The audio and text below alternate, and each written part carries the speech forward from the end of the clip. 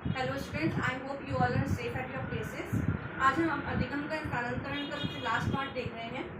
अधिगम स्थानांतरण का शिक्षण, किस प्रकार से अधिगम का स्थानांतरण का शिक्षण किस प्रकार से किया जाना चाहिए और शिक्षण जो है उसे किन किन बातों पर निर्भर है, आज हम ये देखते हैं।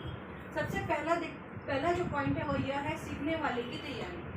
शिक्षार्थी जितना ज़्यादा सीखने के लिए तत्पर होगा, जितना ज़्यादा वो सीखने में रुचि लेगा, जितना ज़्यादा वो सीखने की तरफ अपना रुझान दिखाएगा, उसकी मनोवृत्ति होगी, जितना ज़्यादा उसके उद्देश्य की स्पष्टता होगी तथा व्यवहारिक रूप से, मानसिक रूप से, शारीरिक रूप से, और जितना ज़्यादा सीखने को तत्पर होगा उतना ज़्यादा सीखना भी होगा, साथ साथ सीखने का जो स्थानांतरण है वह भी उतना ज़्यादा होगा। यह बात बिल्कुल स्पष्ट है कि अगर यदि बालक का सीखना ही नहीं है, यानी कि वह कुछ अधिगम ही नहीं करे, तो भाई स्थानांतरण होगा भी किस प्रकार से। ठीक है, तो सबसे पहला है सीखने वाले की तैयारी। जितना ज़्यादा सीखने वाला अधिगम करने के लिए तैयारी करता है, तत्परता दिखाता है, उसके उद्देश्य जो होते हैं वो स्पष्ट होते हैं, उतना ही ज़्यादा सीखना होता है और सीखने के साथ साथ उतना ही ज़्यादा अधिगम का स्थानांतरण जो है वह होता है। दूसरा देखते हैं उपयुक्त विधियों का प्रयोग। उपयुक्त विधियों का प्रयोग शिक्षण भी हम विभिन्न आजकल शैक्षिक तकनीकी के ज़माने में हम विभिन्न प्रकार की शिक्षण विधियों का इस्तेमाल कर रहे हैं। हम हर विषय के लिए विभिन्न प्रकार की शिक्षण विधियाँ लेते हैं एवं हम शिक्षक होने के नाते हमारा जो दायित्व बनता है कि बालक को विभिन्न प्रकार से शिक्षण विधियों के संबंध में पढ़ाया भी जाए तथा उन्हें विभिन्न शिक्षण विधियों के द्वारा सिखाया भी जाए। अतः शिक्षक द्वारा जो विभिन्न प्रकार की शिक्षण विधियों का ज्ञान कराया जाता है और उसको पढ़ाया जाता है, वो शिक्षण विधियाँ वो आगे उपयुक्त कर सकता है। जब भी वो सीखने का स्थानांतरण कर रहा होता है तो वह प्रश्न एवं मूल के सिद्धांत के द्वारा, सूझबूझ के द्वारा वह सीखना वो जो है और भी सबल बना सकता है। तो अतः शिक्षक को चाहिए कि वह विभिन्न प्रकार की उपयुक्त विधियों का प्रयोग करके उनको सिखाए तथा विद्यार्थी को भी उस विधि का प्रयोग करना पूर्णतः आना चाहिए ताकि वह ज़्यादा से ज़्यादा अधिगम का स्थानांतरण हो सके। तीसरा है सामान्यीकरण का अभ्यास। जैसे कि मैंने बताया सामान्यीकरण मतलब क्या होता है, पिछली वीडियो में बताया था। सामान्यीकरण करना मतलब कि जब हम बालक को किसी भी चीज़ का नया अनुभव कराते हैं, उसको नया अनुभव मिलता है, वो नई चीज़ें सीखता है जब भी, तो उस नए ज्ञान के प्रति एक नियम एवं सिद्धांत बना लेता है। अतः उसको सामान्यीकरण करना आना चाहिए, यानी कि बालक को इतनी ज़्यादा अपनी बौद्धिक क्षमताओं के अनुसार सामान्यीकरण करने का अभ्यास करना चाहिए ताकि वह हर जो ज्ञान उसको दिया जा रहा है उसका निचोड़ निकाल कर वो कोई ना कोई नियम और सिद्धांत वह बनाए और उन नियम और सिद्धांतों को विभिन्न परिस्थितियों में लगाकर देखे तथा वो यह भी देखे कि उसके द्वारा जो नियम और सिद्धांत जो बनाए गए हैं, क्या वो नियम और सिद्धांत उन परिस्थितियों में कार्य कर रहे हैं।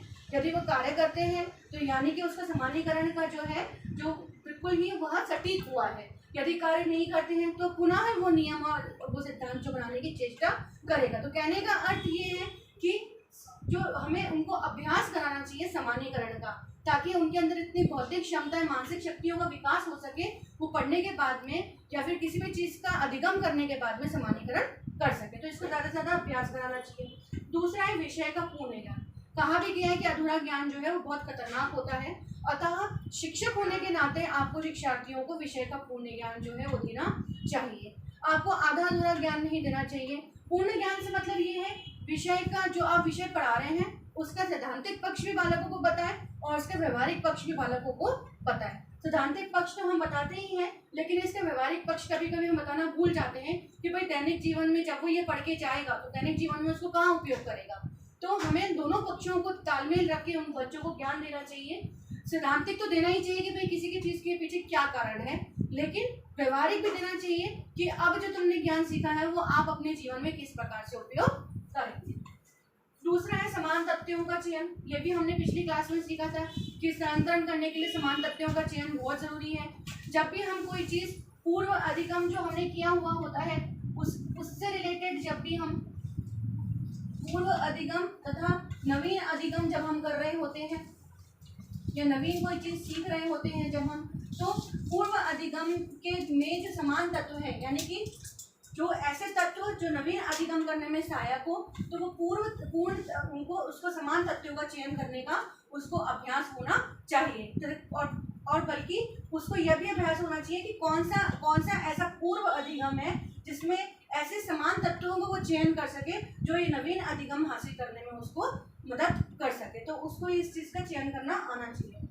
छठा है स्थानांतरण का अभ्यास। स्थानांतरण का अभ्यास होगा कैसे? स्थानांतरण का अभ्यास होगा सामान्यकरण द्वारा सामान्यकरण आना चाहिए, उसको समान तत्वों का चयन करना आना चाहिए, तथा उसको अधिगम का जो ज़्यादा से ज़्यादा धनात्मक अधिगम हो। धनात्मक अधिगम का स्थानांतरण मतलब कि ज़्यादा से ज़्यादा अधिगम का स्थानांतरण हो सके, और ये सामान्यकरण द्वारा समान तत्वों के चयन के द्वारा, उद्देश्य की स्पष्टता के द्वारा, अपने रुचि के द्वारा वह ज़्यादा से ज़्यादा अधिगम का स्थानांतरण कर सके।